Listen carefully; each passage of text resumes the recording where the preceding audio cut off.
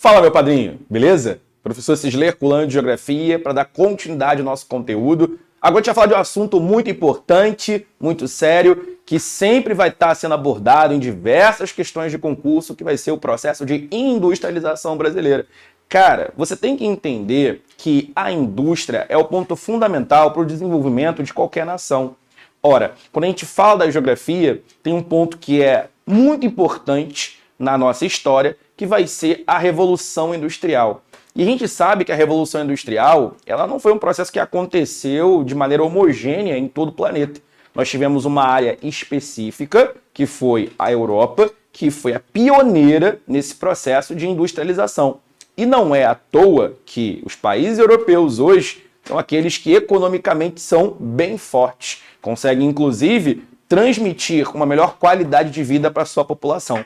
É claro que posteriormente a indústria foi se espalhando. Nós tivemos depois os Estados Unidos, o Japão, e se você pegar todos esses países que foram pioneiros no seu processo de industrialização, você vai ver que todos tratam-se de países desenvolvidos. No caso do Brasil, nós vamos ver que isso é um pouco diferente. Mas a pergunta que você pode estar fazendo é a seguinte: por que a indústria é tão importante? Bom, a gente vai perceber que é através da atividade industrial que nós vamos ter a transformação da matéria-prima. Porque vamos combinar, o que você faz se você achar uma pedra de ouro?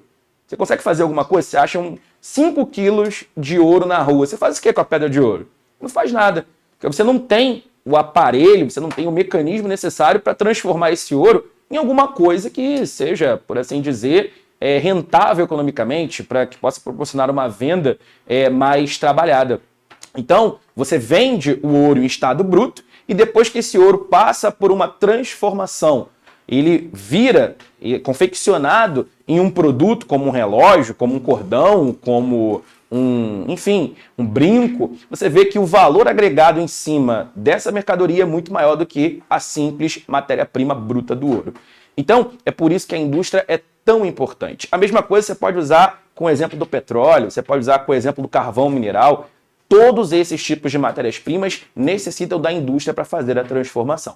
Beleza? A nossa ideia é entender como que esse processo se deu no Brasil. Isso responde muita coisa acerca de toda a característica do nosso território, tanto economicamente quanto socialmente. Vamos começar? Contra a regra? Vamos começar aí direitinho? Olha só, gente. Características gerais do processo de industrialização brasileiro. Primeiro, vamos perceber o seguinte, que esse processo foi um processo tardio. O que significa processo tardio? É que ele não acompanhou as fases da Revolução Industrial. A Revolução Industrial se inicia no século XVIII, com o pioneirismo da Inglaterra. Já no Brasil, a industrialização ela só vai se iniciar no final do século XIX e só vai se consolidar mesmo já no século XX. Ou seja, nós tivemos um atraso de aproximadamente 200 anos no processo de industrialização do país. Ou seja, isso explica muito por que o nosso país tem uma economia, tem uma indústria que ainda é muito atrasada em relação aos países centrais. Show de bola? Beleza. Segundo ponto, grande participação do Estado. Precisamos levar em consideração que foi o Estado brasileiro que precisou, de certa forma, estimular a indústria no país. O Estado vai adotar medidas protecionistas, o Estado vai fazer grandes investimentos nas indústrias de base, que são a nata da produção industrial, o início, a indústria principal, que vai sustentar outras indústrias que surgem posteriormente. O Estado brasileiro vai usar os seus recursos também para poder estimular o capital privado a fazer também a produção industrial, a investir o seu capital na indústria. Enfim, o Estado ele vai fazer grandes investimentos, principalmente na infraestrutura e também na energia. Afinal, as máquinas, para terem o seu pleno funcionamento, necessitam de energia. Então, o Estado ele vai ser fundamental para dar esse impulso, para iniciar esse processo de industrialização. Mesmo que para isso ele tenha que assumir uma posição de fazer um grande investimento e, claro, com grandes recursos que serão captados principalmente do exterior. Beleza. Outro ponto importante é que a industrialização brasileira ela teve uma forte concentração espacial. Quando a gente fala da indústria, o Brasil ele não teve um crescimento homogêneo. Você sabe que o Brasil é um dos 5 maiores países do mundo. E aí, eu posso dizer que a indústria surgiu em todos os locais, em todas as regiões ao mesmo tempo? Claro que não. A indústria vai ficar muito concentrada e muito dependente das características da região sudeste, que vai ser a região que vai ter os fatores locacionais para que a indústria possa se instalar. Ora, o que a indústria precisa para poder se desenvolver? Eu estou falando de uma lógica, né, do século XIX, do século XX, onde nós não tínhamos um mundo tão globalizado. A indústria naquele momento precisava de matéria-prima, de capital, de mão de obra, de mercado consumidor, tudo para poder, claro, se desenvolver e também a sua infraestrutura. Faria sentido alguém investir numa indústria lá no território do Acre em 1930? Não, né? A gente tem uma carência de todos esses fatores citados locacionais. O Sudeste, por conta do café, vai conseguir acumular grande parte desses fatores locacionais e é lá que a indústria vai se consolidar. Eu posso dizer que é aqui que a indústria vai se consolidar porque eu estou localizado no Sudeste. Vamos dar ali uma participação especial para o estado de São Paulo, o estado do Rio de Janeiro e de Minas Gerais. Então, assim, a gente quando pensa na indústria, a gente não vai falar que o Brasil inteiro teve esse crescimento ao mesmo tempo. Muito pelo contrário, nós tivemos uma grande concentração no Sudeste, o Sul se aproveitou um pouco do desenvolvimento do Sudeste para conseguir também se desenvolver, enquanto que outras regiões como Nordeste, Centro-Oeste e Norte ficaram muito atrasadas nesse crescimento industrial. E como consequência disso, olha que coisa importante, nós temos uma forte desigualdade econômica em todo o Brasil. Aonde concentramos a maior parte da riqueza do Brasil é na região Sudeste. E isso tem total relação com o crescimento industrial. Tá comigo até aí, né? Beleza. Agora, olha o último ponto. Atual processo de desconcentração. O que significa isso? Significa que atualmente a indústria ela está começando a se movimentar para as demais regiões que outrora não atraíam tanto a indústria. Professor, por que isso aconteceu? Bom, isso aconteceu por um planejamento do Estado. Lembra que o Estado, como eu te disse, ele foi muito importante para o crescimento industrial. O planejamento do Estado para poder atrair o capital, fazendo alguns determinados tipos de medidas que possibilitavam atrair essa galera para investir no Norte, no Nordeste, no Centro-Oeste, é um ponto importante. E, claro, o processo de globalização iniciado de maneira mais intensa no século XXI, onde nós vamos ter o desenvolvimento dos transportes, o crescimento energético, as telecomunicações, tudo isso que vai favorecer a chegada da indústria em demais regiões que outrora não a atraíam. E principalmente, além de todo esse cenário que eu descrevi para você da globalização, nós também vamos ter uma menor cobrança de impostos em outras regiões além da região Sudeste, o que, claro, vai potencializar a margem de lucros de grandes empresários que fazem esse investimento no próprio setor secundário. Então, atualmente, a gente tem um processo que está em vigor, que é de desconcentração, mas ainda temos a região Sudeste sendo o grande centro da indústria no país. Show de bola? Belezinha? Agora, vou te dar uma dica. Você, se estiver anotando tudo isso que está no quadro, coloca um ponto de interrogação aqui, ó, logo no final de cada um desses tópicos. Porque é bom que você se pergunte os porquês disso daqui, porque ao longo da nossa aula, a gente vai responder os porquês disso tudo. Começando por essa aula de agora, para poder facilitar a sua compreensão. Belezinha? Suave? De boa? Eu dividi esse processo em fases, para poder te ajudar a entender os recortes. Tranquilo? Vamos começar pela primeira fase. Olha o tempo da primeira fase. A primeira fase vai de 1530 até 1808. 1530, 1808. Perceba que é um recorte bem longo, né? Nós temos aí quase que 300 anos quando a gente fala desse grande recorte. E uma coisa que a gente pode falar que é importante é que nesse momento o Brasil é uma colônia. O Brasil, na verdade, não é um país, é um território que pertence a Portugal. Na verdade, é chamada de América Portuguesa. E o Brasil, sendo uma colônia de Portugal, não tinha autonomia. Eu botei aqui que o Brasil tinha uma forte subordinação econômica à metrópole. Na grande sacada dessa questão é que Portugal não queria que o Brasil se desenvolvesse. Porque se o Brasil se desenvolvesse, Portugal não conseguiria mais explorar esse território. Logo, Portugal deixou o Brasil de forma bem subordinada aonde que o Brasil dependeria de Portugal para conseguir produtos manufaturados e, posteriormente, produtos já confeccionados através da indústria. Aqui no Brasil, Portugal proibia que qualquer manufatura se desenvolvesse. Teve um alvará em 1785 que vai dizer exatamente isso. Está proibido qualquer tipo de manufatura no Brasil. Se você quiser produto manufaturado, você tem que comprar de quem? De Portugal. Dessa forma, Portugal lucrava muito com a venda desses produtos e, paralelamente a isso, conseguia fazer a importação das matérias-primas do Brasil. Nesse jogo de poder, é claro que quem saía ganhando mesmo era a metrópole, era Portugal. Show de bola? E não tem nada que evidencie melhor esse momento do que o Pacto Colonial. O Pacto Colonial é um acordo de exclusividade, também chamado pela história de exclusivo metropolitano. Aí, contra a regra. Aí, ó, tô citando até história, cara. Tô gravando de história e gravando também de geografia, tá pra tu ver, né? Beleza. O Pacto Colonial dizia, a grosso modo, o quê? É que a colônia só podia negociar com a sua metrópole. Então, as matérias-primas do Brasil, tipo pau-brasil, cana-de-açúcar, drogas do sertão, ouro, qualquer coisa que tivesse valor econômico, o Brasil só podia comercializar com Portugal. Você não concorda que se o Brasil pudesse comercializar com a França, com a Inglaterra, com a Espanha, o Brasil não conseguiria muito mais capital, não conseguiria muito mais dinheiro? Mas Portugal não deixava, porque para Portugal era interessante que o Brasil não se desenvolvesse, e Portugal servia como esse intermediário que, claro, acabava absorvendo grande parte do lucro. Isso explica muito o nosso atraso, correto? Isso explica muito por que o Brasil não se desenvolveu. E isso explica principalmente, olha para cá, o porquê que o nosso desenvolvimento foi tardio. Lembra que eu mandei você colocar aqui? Eu mandei não, tá? Eu pedi para você fazer, eu sugeri para você fazer um ponto de interrogação aqui. Por que o nosso desenvolvimento foi tardio, gente?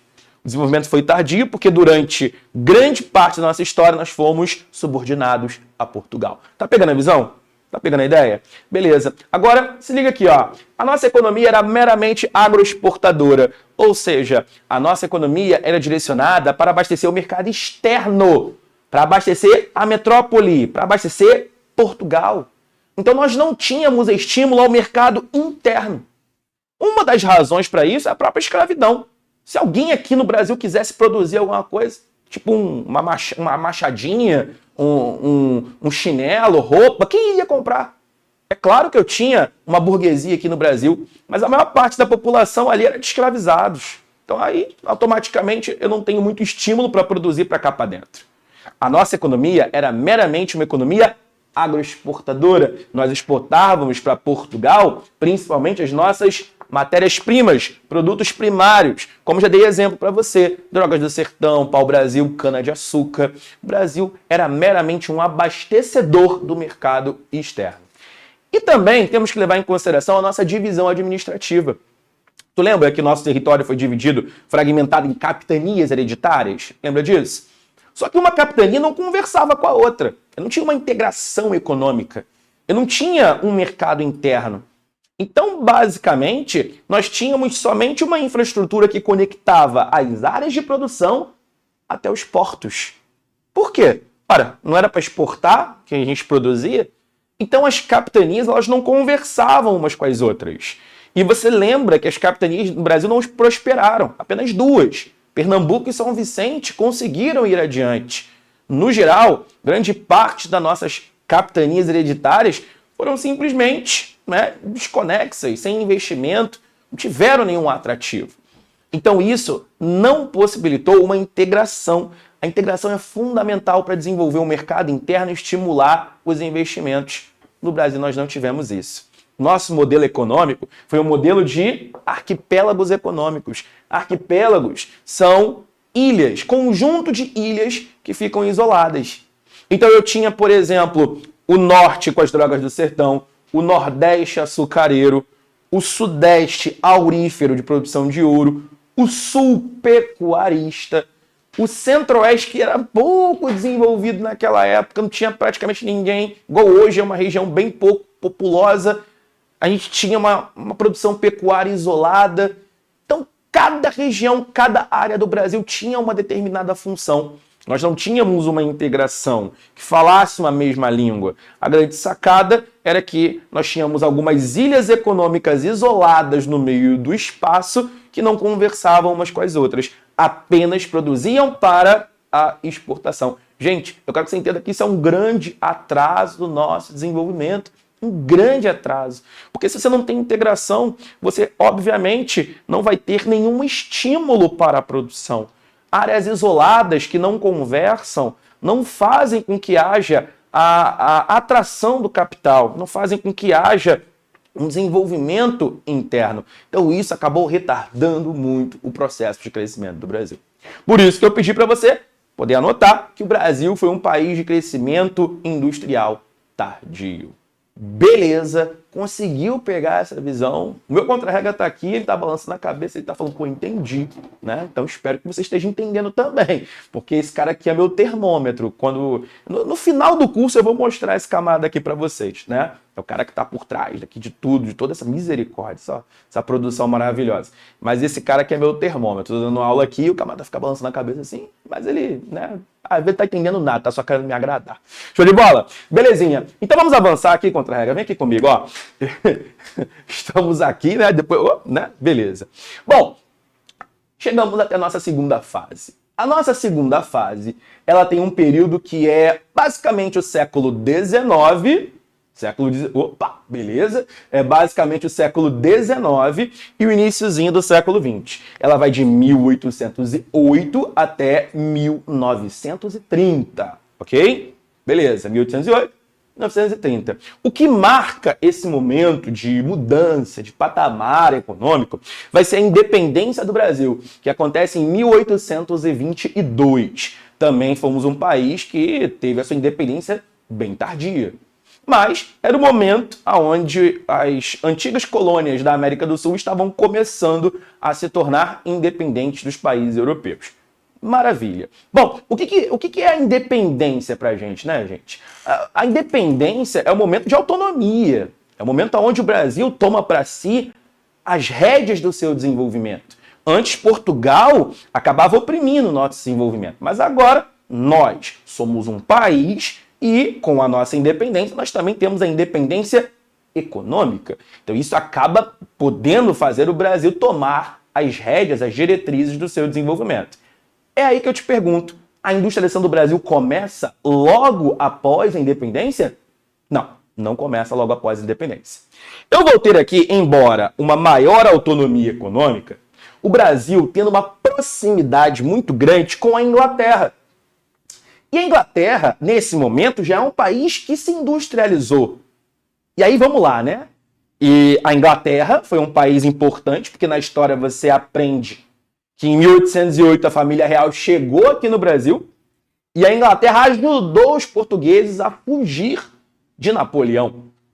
A Inglaterra, nesse caso, era um país que era bonzinho com os portugueses? Claro que não. A Inglaterra avisava exatamente lucrar em cima dos portugueses aqui do Brasil. Então, já que o Brasil cortou as relações com Portugal, que a família real estava chegando aqui no Brasil, a Inglaterra acabou sendo a única fonte de abastecimento do nosso mercado. Então, vários produtos industrializados ingleses chegavam aqui no Brasil para abastecer o nosso mercado. Cara, tá chegando muito produto inglês, muito bem confeccionado. Um país que já começou essa revolução industrial. Isso estimula alguém aqui a começar a produzir para concorrer com os ingleses? Claro que não. Então é por isso que mesmo o Brasil ficando independente, não é nesse momento que a nossa indústria começa a se desenvolver. Nós temos aqui uma grande aproximação com a Inglaterra, cujos acordos comerciais vão ser estabelecidos para beneficiar não o Brasil, mas sim para beneficiar a Inglaterra. E aí você me pergunta, ué, professor, mas a gente não tinha uma autonomia agora que estávamos independentes? Sim, nós tínhamos. Mas na grande realidade a gente saiu da subordinação de Portugal para entrar na subordinação econômica com a Inglaterra. A única diferença é que, com Portugal, o Brasil tinha uma subordinação também política, porque não éramos um país. Mas com a Inglaterra, nós temos uma subordinação principalmente econômica. Tá pegando a visão? Tá pegando essa ideia? Beleza. Bom, ao longo do século XIX, vale destacar um ponto que é a economia cafeeira. A economia cafeeira no Brasil ela vai ter um grande destaque. Ela vai ser o grande motor da nossa indústria. O café, cara, é um produto sensacional. Eu sou viciado em café. Cara, café é vida, mas se você tomar em grandes quantidades, pode te fazer um mal absurdo. Mas, naquele momento, no século XIX, o único país que produzia essa mercadoria em massa era o Brasil. Consequência, se você quisesse café, você tinha que comprar do Brasil. Pô, mano, pensa no potencial de lucro que o Brasil teve nesse momento com o café. Mas é aquilo, é uma matéria-prima, é um produto primário. No momento em que outros países começam a produzir café, o Brasil poderia perder esse status. Mas fato é que, nesse momento, a produção cafeira do Brasil ela foi muito sensacional para o desenvolvimento da nossa economia. Por conta disso, a produção cafeeira proporcionou ao Brasil grande acúmulo de capital, uma grande quantidade de dinheiro entrando no Brasil, uma quantidade bem significativa de lucros. E claro, quem captava muitos lucros eram os cafeicultores. O Império conseguia fazer arrecadação de impostos, mas esses cafeicultores começaram a se destacar muito com a produção cafeeira e, fatalmente, conseguiram acumular muito capital. Beleza. O café também proporcionou a absorção de mão de obra imigrante. Gente, a partir ali de 1850, nós vamos ter duas coisas importantes. Primeiro, o início das unificações na Europa de Itália e Alemanha, que vão fazer com que grande parte da população deles lá não goste do que está acontecendo, seja segregada, seja marginalizada. E, paralelamente a isso, nós vamos ter a Lei Eusébio de Queiroz aqui no Brasil, que proíbe o tráfico negreiro, o tráfico de escravizados. Então, com a proibição do tráfico de escravizados, o Brasil carece de mão de obra. E aí, o que o Brasil vai conseguir fazer para solucionar esse problema? Trazer mão de obra imigrante. Então, vários imigrantes italianos, alemães, chegam também aqui poloneses, ucranianos, vem galera de toda a Europa, até mesmo espanhóis. Na verdade, os espanhóis chegaram aqui numa quantidade muito significativa. Eles começam a vir para produzir café, para trabalhar nessas lavouras e conseguir serem assalariados. Então, eles não vinham na condição de escravizados. Eles vinham para ser homens livres, trabalhadores. E isso acabou melhorando o quê? O nosso mercado consumidor. Pronto. Agora, a economia brasileira tem gente com dinheiro, os cafeicultores. A economia brasileira tem gente para trabalhar que está sendo assalariada, o que gera um mercado consumidor. Agora eu tenho para quem vender no Brasil. Pega essa visão. E fora que também eu começo a ter uma infraestrutura se desenvolvendo. No século XIX, por causa do café e sua interiorização, nós vamos ter a criação das ferrovias, das primeiras ferrovias no Brasil. Um personagem importante que deu esse pontapé inicial foi o Barão de Mauá, Irineu Evangelista de Souza. Esse cara começa esse processo de modernização dentro do Brasil. Agora, perceba o seguinte, eu tenho nesse momento infraestrutura, eu tenho dinheiro, eu tenho mão de obra e mercado consumidor. É tudo que a indústria necessita para ter o seu funcionamento. E claro, né, gente, isso vai acabar motivando o surgimento das nossas primeiras fábricas, das primeiras indústrias aqui no Brasil. Nós vamos ter nesse momento um surto industrial. Que momento, professor? Eu estou falando ali, ó, da segunda metade do século XIX. Eu estou falando de 1870, 1880. Momento já quase no final do nosso Império do Brasil. Começam a surgir fábricas motivadas, é claro, pelo desenvolvimento do café. Aí eu tenho aqui, ó, os barões do café investindo em indústrias tradicionais, que são aquelas indústrias de bens de consumo não duráveis. Eu coloquei não durável, coloquei não duráveis aqui, beleza? Não tracinho duráveis. Professor, me dá exemplo de indústria de bem não durável? Indústria têxtil, que fabrica tecidos, aí você tem a formação da sua camisa, da sua calça. Indústria de calçados, alimentícia, sabe? Indústria de ferramentas, tudo aquilo que não exige tanta tecnologia. Ou você acha que os barões do café aqui vão investir em indústria que produz iPhone? Claro que não. Não tem tecnologia, né? Beleza, que não existia. Mas automóveis, por exemplo? Não tem tecnologia. Então começa a surgir a indústria tradicional aqui no Brasil. Essa indústria, eu quero que você pegue essa visão. Essa indústria que está surgindo no Brasil nesse momento aqui é uma indústria que surgiu na Inglaterra no século XVIII. Mano, olha atraso do desenvolvimento econômico do Brasil. Saca? A gente está começando um tipo de modelo industrial, sendo que a Inglaterra já estava avançando lá para a segunda fase da Revolução Industrial, começando a investir em ciência e também tecnologia. Olha o nosso atraso aí, beleza? Tranquilo. Agora, vale ressaltar que esse surto industrial não aconteceu em todo o Brasil. Cara, eu tô falando do café aqui. O café, ele se desenvolveu aqui no Brasil, nos estados do Rio de Janeiro e São Paulo. Iniciado primeiramente no Vale do Paraíba, do Rio Paraíba do Sul, e depois se expande para o oeste do estado de São Paulo, para fazer uma conexão com o Porto de Santos. Então, assim, é o café que vai impulsionar esse surto industrial, mas ele vai acontecer de uma maneira bem restrita na região sudeste. Isso explica uma coisa que eu falei para você no início da aula, e vou pedir pro meu contra-regra para ele poder chegar para cá, ó. Vou pedir pro meu contra-regra para ele poder chegar para cá. Beleza, tranquilo. E aí você vai ver o seguinte aqui, ó, concentração espacial. Por que a indústria fica concentrada no Sudeste? Porque o Sudeste, nesse momento, é a única região que dispõe dos fatores locacionais para o desenvolvimento, para o surgimento industrial. Beleza? Então vamos terminar? Vamos voltar para essa parte do quadro aqui, ó. Beleza, olha só. Eu tenho aqui, ó, fortalecimento dos produtores. Fortalecimento de quem, professor? Dos barões do café. Esses caras vão ganhar tanto dinheiro que eles vão ter uma relevância econômica e uma relevância política.